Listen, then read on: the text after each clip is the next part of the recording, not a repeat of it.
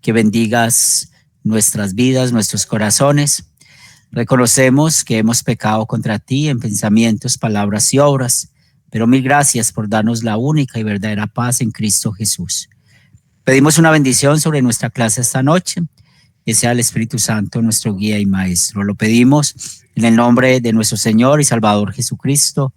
Amén. Muy bien, vamos a empezar con este himno y luego continuamos con nuestra lección.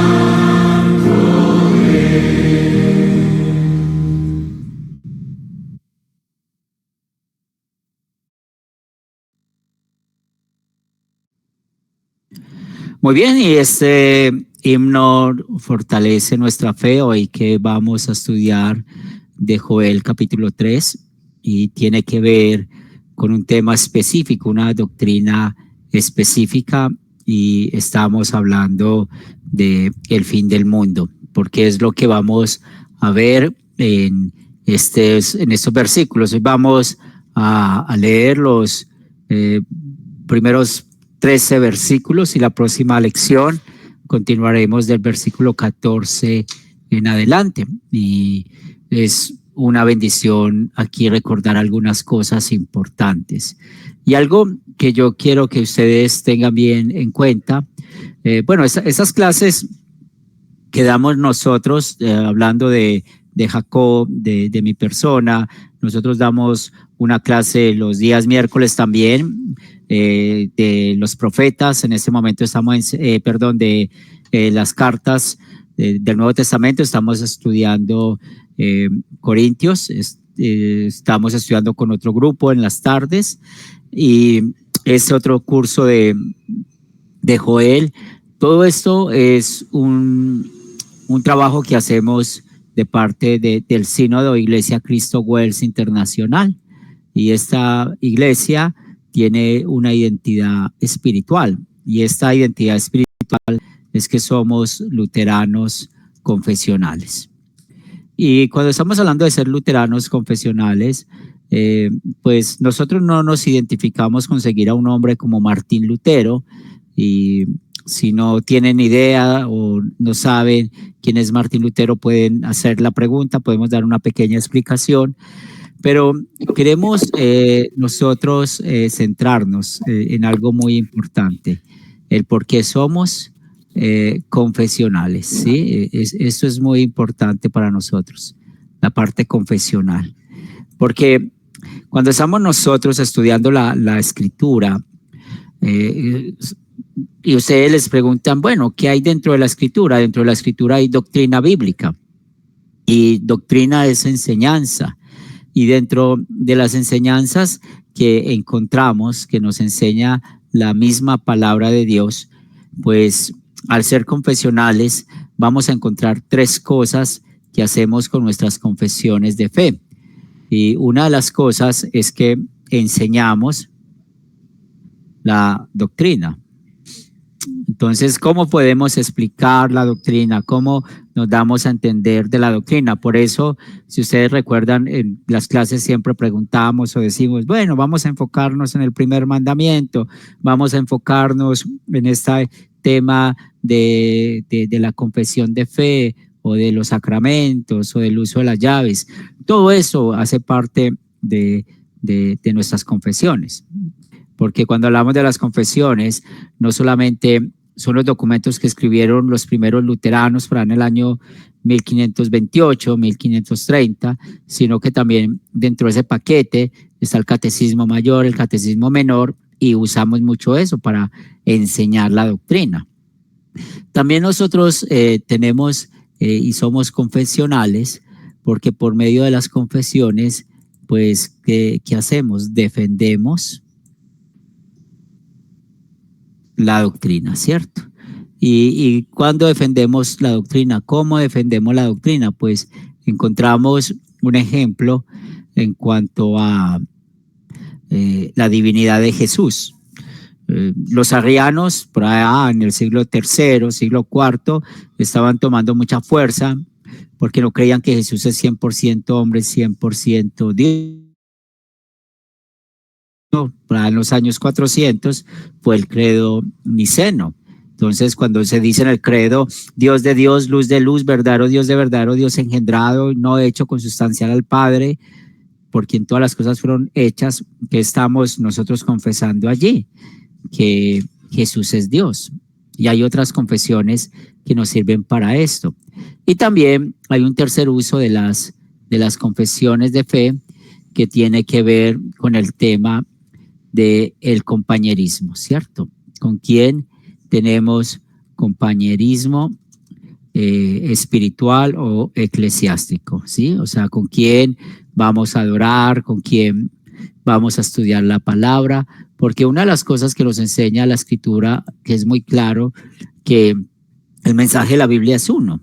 Y cuando tenemos ese mensaje que es uno, pues nosotros necesitamos congregarnos, reunirnos con personas que también vean la Biblia como se necesita ver, una sola unidad, una sola doctrina. ¿Tienen alguna pregunta, algún comentario hasta acá?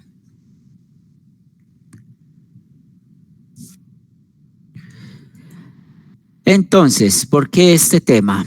Este tema lo tenemos porque hoy vamos a estudiar algo y siendo confesionales del tercer artículo del credo, ¿sí?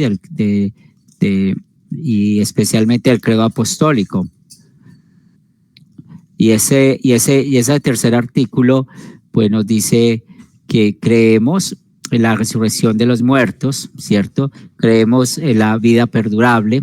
Y cuando estamos hablando de esto, de la resurrección de los muertos, la vida perdurable, también hay algo que nos enseña el segundo artículo del credo, que Jesús va a volver, ¿cierto? Entonces, tenemos dos artículos que nos ayudan a explicar y a enseñar a otros en cuanto a la venida de Cristo. Entonces, el segundo artículo, que tiene que ver con la venida de Cristo, está muy conectado con el tercer artículo. Entonces, Jesús va a venir por segunda vez. Cuando Él venga va a haber resurrección de los muertos y realmente va a haber el juicio, ¿cierto? Y es lo que nos va a explicar un poco lo que nos enseña esta sección de Joel, el capítulo 3, los versículos del 1 al 13. Por eso vamos a leer los primeros 3 versículos. ¿Quién desea leer los versículos del 1 al 3?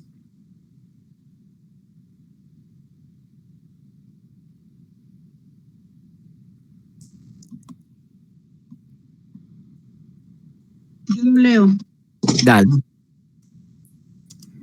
Porque he aquí que en aquellos días y en aquel tiempo en que haré volver la cautividad de Judá y de Jerusalén, reuniré a todas las naciones y las haré descender al valle de Josafat, y allí entraré en juicio con ellas a causa de mi pueblo y de Israel, mi heredad, a quien ellas esparcieron entre las naciones y repartieron mi tierra, y echaron suerte sobre mi pueblo, y dieron los niños por una ramera y vendieron las niñas por vino para beber.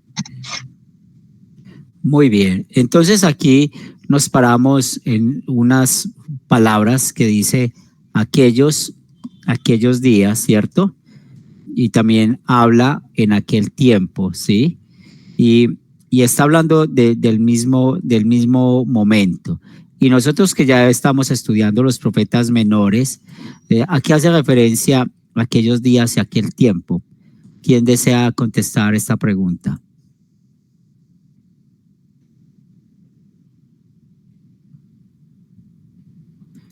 ¿A qué hace referencia estos días y aquel tiempo?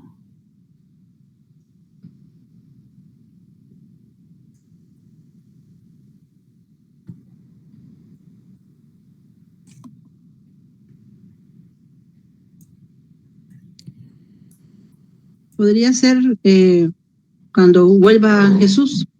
Muy bien, entonces está haciendo referencia al fin del mundo, ¿cierto? A cuando venga Jesús por segunda vez. Muy bien, Damaris. Y es lo que la Biblia nos está enseñando aquí. ¿Qué es lo que hace de referencia aquellos días y a qué hace referencia ese tema de aquel tiempo? Y nosotros como estudiantes de la Biblia necesitamos entender que cuando estamos estudiando los profetas encontramos este tema que es muy importante, ver cómo la Biblia nos está enseñando que hace referencia al fin del mundo. Muy bien. Y aquí encontramos algo que la Biblia nos enseña de esta doctrina del fin del mundo. Y cuando hablamos del fin del mundo es porque Jesús va a venir por segunda vez. Esta doctrina del fin del mundo es muy importante porque no solamente la leemos en el Nuevo Testamento, sino que la encontramos en el Antiguo, ¿cierto? Entonces, tanto en el Antiguo y Nuevo Testamento encontramos esta doctrina del fin del mundo. Entonces, si lo encontramos, ¿eso qué quiere decir? Que hay que prestarle una atención importante a esa doctrina. Es una doctrina fundamental. Por eso hay que tener mucho cuidado con las personas que creen en el milenio, que creen muchos en el milenio. No vamos a profundizar mucho en esta clase sobre esto, pero muchos creen que va a haber un arrebatamiento antes de la venida de Jesús. Y eso es una falsa enseñanza, una falsa doctrina, porque cuando estamos hablando de cómo explicar esta doctrina, pues Jesús va a venir. Y cuando Él venga, pues Él va a hacer el arrebatamiento. Él va a los que estamos vivos, y si Él viene en ese momento, la Biblia nos enseña que nuestros cuerpos se van a transformar y lo vamos a recibir en una nube. Y acá es muy interesante que no solamente está haciendo referencia al fin del mundo, referencia al juicio final, sino que también encontramos cómo los profetas hablan de lugares, y aquí vemos el valle de Josafat, ¿cierto?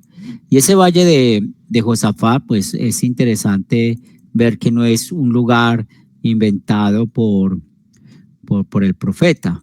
Es un valle que es usado mucho por los profetas como referencia, ¿cierto? A este tema que tiene que ver con el fin del mundo. Y aquí, si recordamos un poco, y vamos a la Biblia, y bueno, vamos a tratar de leer rápidamente segunda de Crónicas, capítulo 20. Vamos a ir allá, segunda de Crónicas, capítulo 20. Yo voy aquí a abrir la Biblia para que podamos hacer una lectura un poco más entre todos y podamos verla. Allí vamos a encontrar realmente lo que nos enseña la Biblia en cuanto a qué es el valle de Josafat, qué pasó allá y por qué lo usa este profeta. Y es bueno cuando la Biblia nos da esa información y el por qué vamos a leerlo, ¿cierto? Entonces, en esa oportunidad, de nuevo, vamos a encontrar lo que nos dice segunda de Crónicas, el capítulo 20, versículos del 1 al 30.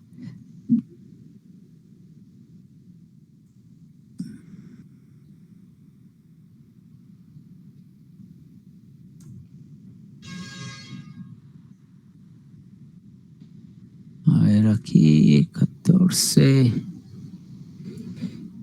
Necesitamos el 20.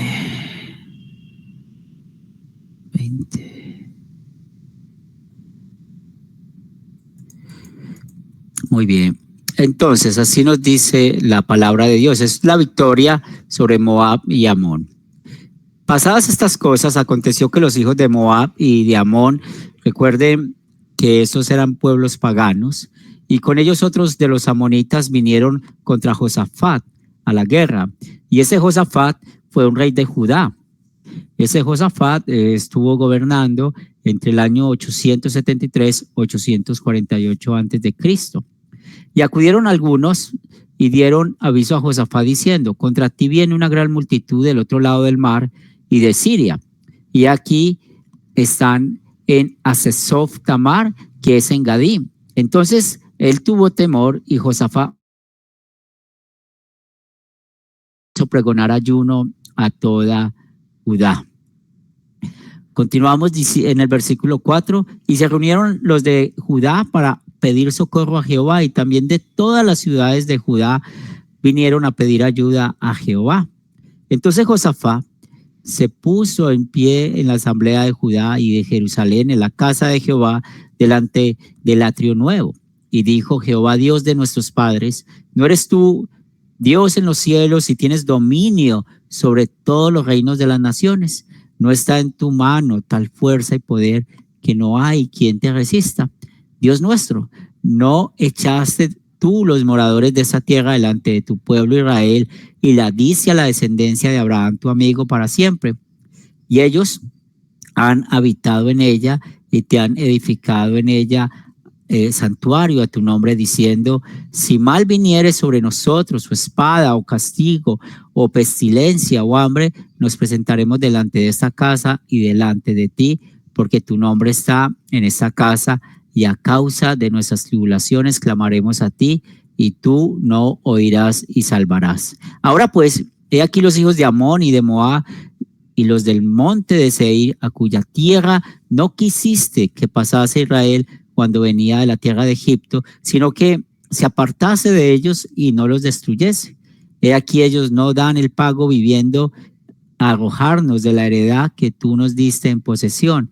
Oh Dios nuestro, no los juzgarás tú, porque en nosotros no hay fuerza contra tan grande multitud que viene contra nosotros. No sabemos qué hacer, y a ti volveremos nuestros ojos. Entonces aquí estamos viendo esta oración que el rey Josafat está haciendo porque están siendo atacados. Y todo Judá estaba en pie delante de Jehová con sus niños y sus mujeres y sus hijos. Y allí estaba Hazaziel, hijo de Zacarías, hijo de Benaía, hijo de Jehiel, hijo de Matanías, levita de los hijos de Asaf, sobre el cual vino el Espíritu de Jehová en medio de la reunión. Y dijo: oí Judá todo, y vosotros moradores de Jerusalén, y tú, rey Josafat, Jehová os dice así: no temáis ni os amedrentéis delante de esta multitud tan grande, porque no es vuestra guerra, sino de Dios. Entonces vemos aquí una enseñanza grande que nos enseña la Escritura, que es la guerra de Dios, no es la nuestra. Mañana descenderéis contra ellos, y aquí ellos subirán por la cuesta de Cis, y os los hallaréis junto a la argolla antes del desierto de Jeruel. No habrá para que peleéis vosotros. En este caso, paraos y estad quietos, y ved la salvación de Jehová con vosotros, oh Judá y Jerusalén. No temáis ni desmayéis, salid mañana contra ellos, porque Jehová estará con vosotros. Entonces Josafat se inclinó rostro a tierra, y asimismo todo Judá y los moradores de Jerusalén se postraron delante de Jehová y adoraron a Jehová. Y se levantaron los levitas de los hijos de Coat y de los hijos de Coré para alabar a Jehová, el Dios de Israel, con fuerte y alta voz. Y cuando se levantaron por la mañana, salieron al desierto de Tecoa. Y mientras ellos salían, Josafat, estando en pie, dijo: oídme, Judá y moradores de Jerusalén, creed en Jehová y estáis seguros, creed en los profetas y seréis prosperados. Y habiendo consejo con el pueblo, puso a algunos que cantasen y alabasen a Dios y vestidos de ornamentos sagrados, mientras salía la gente armada, y que decían: glorificad a Jehová, porque su misericordia es para siempre. Y cuando comenzaron a entonar cantos de alabanza a Jehová, puso contra los hijos de Amón, de Moab, en el monte Seir, los emboscadas de ellos mismos, y venía contra Judá, y se mataron los unos a los otros, porque los hijos de Amón y Moab se levantaron contra el monte Seir para matarlos y destruirlo. Y cuando hubieron acabado con los del monte Seir, cada uno ayudó a la destrucción de su compañero. Y luego vino Judá, torre del desierto, miraron hacia la multitud, y aquí yacían ellos en tierra de muertos, pues ninguno había escapado. Viendo entonces Josafat y su pueblo a despojarlos, hallaron los cadáveres muchas riquezas, y así vestidos como aljabas preciosas, y tomaron para sí tantos que no los podían llevar. 3 días estuvieron recogiendo el botín, porque era mucho. Y el cuarto día se juntaron en el valle de Beraca, porque allí bendijeron a Jehová, y por eso llamaron el nombre de aquel valle de Beraca hasta hoy. Y eso es el valle de bendición, lo que significa.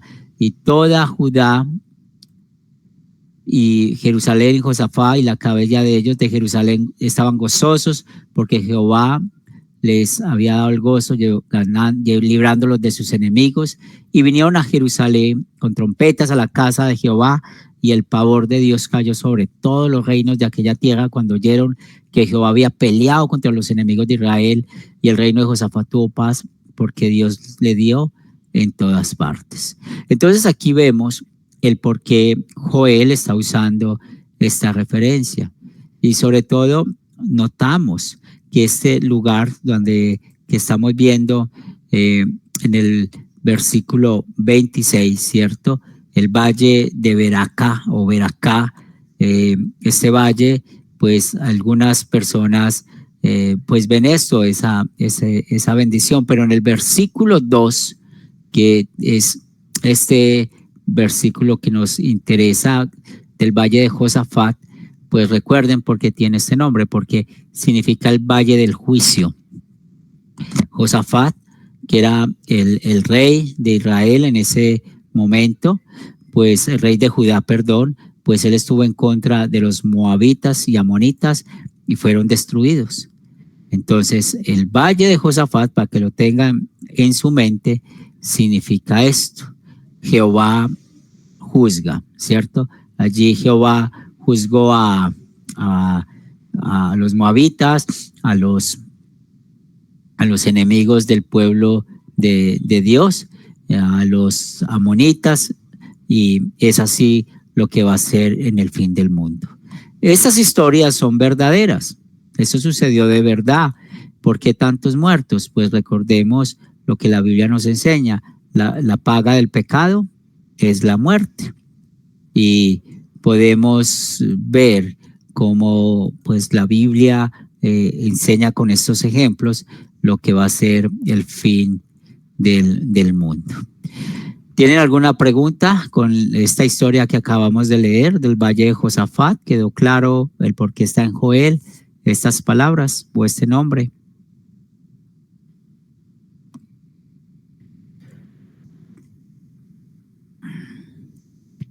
Entonces, por eso vemos qué va a pasar allí. En ese valle de Josafat, pues va a haber un juicio, como lo vemos en ese versículo. Entonces, este valle de Josafat hace referencia al juicio que Dios está haciendo en contra de todas las naciones, porque vemos aquí como dice claramente que Él va a reunir a todas las naciones. Vean la clave del versículo 2. Y para Jesús en Mateo 24 habla del juicio de todas las naciones, cómo va a reunir a todas las naciones. Y es ahí donde vamos a ver que va a ser la diferencia de los creyentes, de los incrédulos, los que pone a la derecha, los que pone a su izquierda. Entonces vemos una vez más lo importante de poder ver que el Antiguo y el Nuevo Testamento no se contradicen. Estamos hablando de la misma doctrina, del fin del mundo, del juicio final. El valle de Josafat tiene ese significado. Jehová juzga. ¿Y a quién va a juzgar? A todas las naciones. Recuerden que vamos a tener dos juicios: el personal y el juicio ante todas las naciones.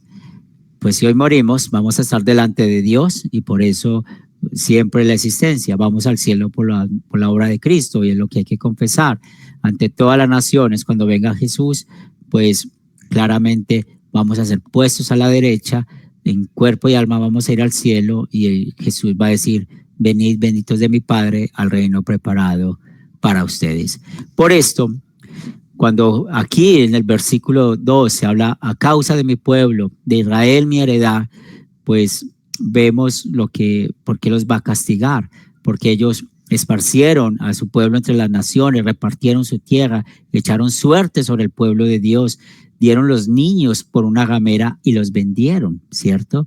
Ellos cómo trataron el pueblo de Dios, y es por eso que ellos están sufriendo y van a sufrir todo esto en el día del juicio. ¿Tienen alguna pregunta de estos tres versículos? ¿Algún comentario?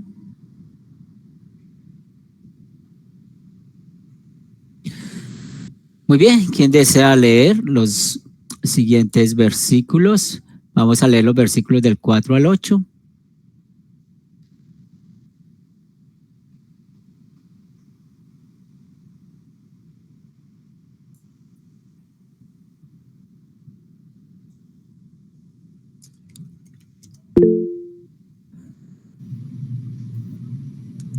Jacob. Sí, yo leo. Y también, ¿qué tengo yo con vosotros, Tiro y Sidón, y todo el territorio de Filistea? ¿Queréis vengaros de mí? Y si de mí os vengáis, bien pronto haré yo recaer la paga sobre vuestra cabeza. Porque habéis llevado mi plata y mi oro, y mis cosas preciosas y hermosas metisteis en vuestros templos, y vendisteis los hijos de Judá y los hijos de Jerusalén a los hijos de los griegos, para alejarlos de su tierra. Y aquí yo los levantaré del lugar donde los vendisteis, y volveré vuestro pago sobre vuestra cabeza. Y venderé vuestros hijos y vuestras hijas a los hijos de Judá, y ellos los venderán a los sabeos, nación lejana, porque Jehová ha hablado. Muy bien. Entonces nosotros sabemos muy bien que los filisteos fueron unos eternos enemigos del pueblo de Israel, ¿cierto? Recuerden a Goliat, y por algún tiempo ellos en el reinado del rey David tuvieron cierta amistad, pero siempre vemos ese problema de filisteo. Tiro y Sidón queda dentro de los filisteos, tierra filistea. Entonces aquí vemos ese juicio, y cuando estamos viendo por qué el juicio, porque se llevaron la plata, el oro, las cosas preciosas, y se las llevaron a sus templos para adorar a sus dioses, cómo vendieron al pueblo de Israel, cómo ellos en verdad trataron mal a los israelitas, pues ya era el momento en que Dios iba a actuar. Entonces, el momento en que Dios iba a hacer de que su pueblo iba a regresar del cautiverio, ¿cierto? El pueblo iba a regresar del cautiverio, y al regresar del cautiverio pues iba a ser juicio para los filisteos, para los enemigos. Ahora, ¿dónde se aplica todo esto? En el fin del mundo. Pues cuando Dios venga por segunda vez, Jesús venga por segunda vez, todo lo que hicieron los incrédulos en contra de nosotros, en contra de la iglesia, en contra del mismo Dios, pues van a pagarle a Dios por esto. ¿Y cuál es la consecuencia del pecado de ellos? Ir al infierno. Entonces, todo esto, lo que vemos aquí, todo eso es la figura de el infierno, la figura de la venganza de Dios, la figura de lo que Dios va a hacer en contra de ellos. Por esto, los últimos versículos que vamos a leer esta noche, que son los versículos del 9 al 13, ¿y quién desea leerlos, por favor?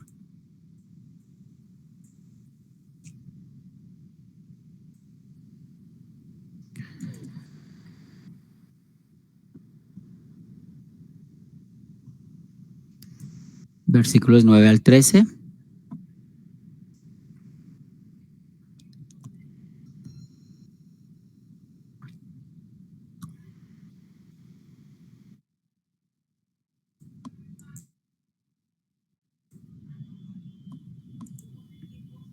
Lo leeré yo entonces. Dale, Damaris, gracias.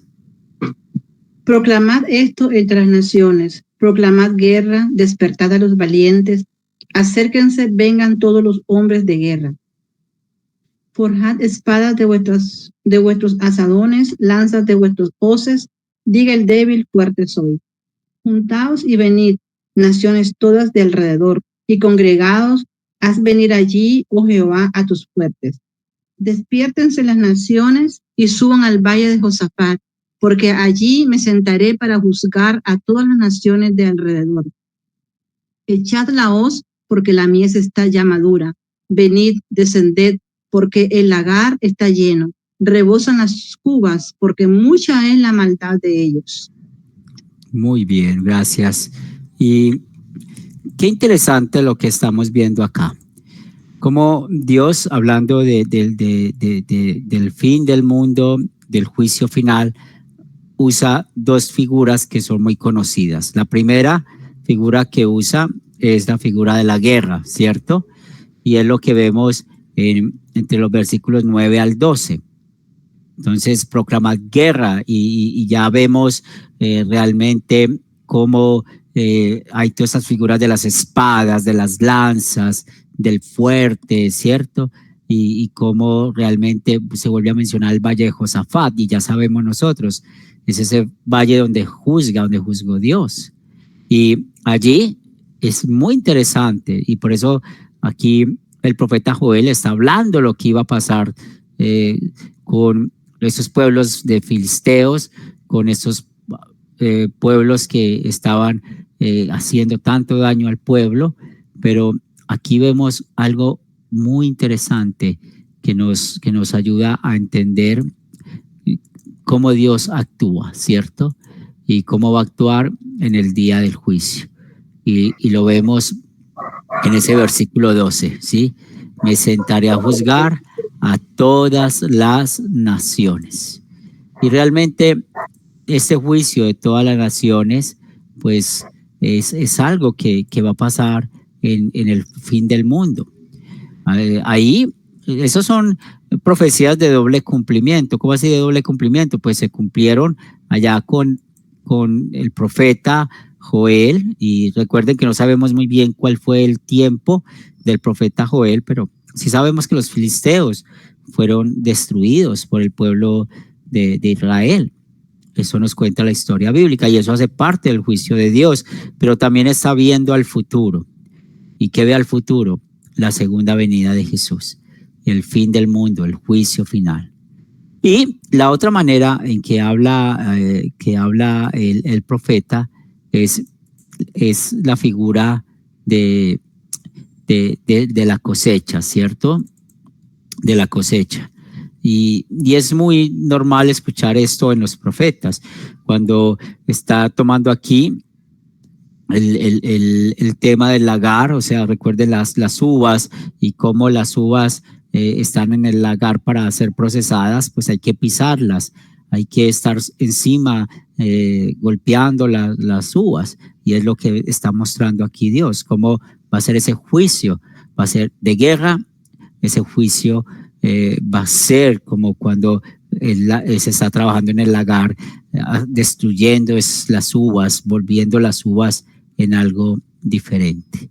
Y es aquí donde nosotros en esta noche pues vamos a dar gracias a Dios, porque Él nos tiene aquí reunidos, recordándonos que usted y yo, si Jesús viene en este momento, pues vamos a ir al cielo, y si nosotros morimos, pues tenemos esa confianza de que vamos a ir al cielo por los méritos de Cristo, y esperar en el cielo hasta la segunda venida de Jesús. Y esto nos anima mucho. ¿Por qué nos anima? Porque sabemos que todas las bendiciones que nuestro Dios nos ha dado, bendiciones espirituales, es para que estemos en el cielo, al lado de Él, de que estemos por toda la eternidad. Conclusión. Dejemos todo en manos de Dios. Dios va a actuar, y Él va a actuar en el momento indicado. Usted y yo hemos sido librados del pecado, de la muerte, del diablo, y no solamente esto, sino que también nosotros tenemos la bendición de que estamos con la vida eterna asegurada. El lugar en el cielo que nos espera es para la gloria de Dios, y así como no vamos a sentir alegría por la destrucción de los malvados, de los incrédulos, y es por eso que es tiempo de predicar, tiempo de hablar a otros acerca de quién es Jesús y lo que Él hizo por nosotros. ¿Alguna pregunta, algún comentario hasta acá?